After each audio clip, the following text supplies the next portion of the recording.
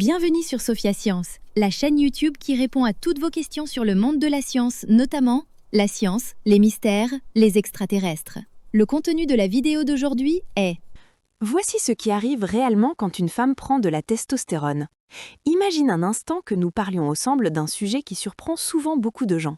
Oui, les hormones dites masculines peuvent aussi jouer un rôle important chez les femmes et parfois même améliorer leur désir amoureux. Et pour comprendre tout cela, je vais vous raconter une petite histoire basée sur les travaux d'une spécialiste. Il y a une chercheuse australienne appelée Susan Davis. Elle est professeure à la faculté de médecine de l'université Monash à Melbourne. Pendant longtemps, elle s'est penchée sur un sujet délicat mais passionnant. Elle a rassemblé plus d'une vingtaine d'études cliniques portant sur près de 2000 femmes qui avaient reçu une hormonothérapie. Autant dire qu'elle avait beaucoup de matériel pour comprendre ce qui se passait réellement dans le corps féminin. Dans cette grande enquête, les femmes ménopausées recevaient une petite quantité de testostérone.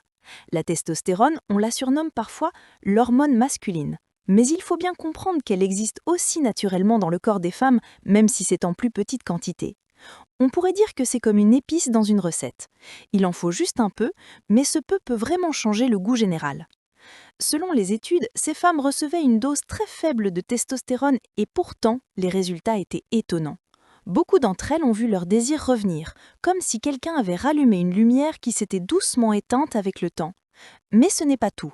Elles ont aussi remarqué une amélioration de la densité de leurs os, un meilleur tonus musculaire, une réduction de la masse grasse et même un mieux-être psychologique. C'est un peu comme si leur corps retrouvait un équilibre qui lui manquait. Mais évidemment, rien n'est jamais complètement simple. Lorsqu'une femme continue ce traitement pendant plus de 6 mois, certains effets secondaires peuvent apparaître. Certaines remarquent que leur voix change légèrement, d'autres voient leurs poils devenir plus épais, et parfois même des boutons peuvent surgir comme à l'adolescence. Si cela arrive, les médecins conseillent tout simplement de réduire la dose. C'est un peu comme ajuster le volume d'une musique qui joue trop fort. Il y a tout de même un point à garder en tête.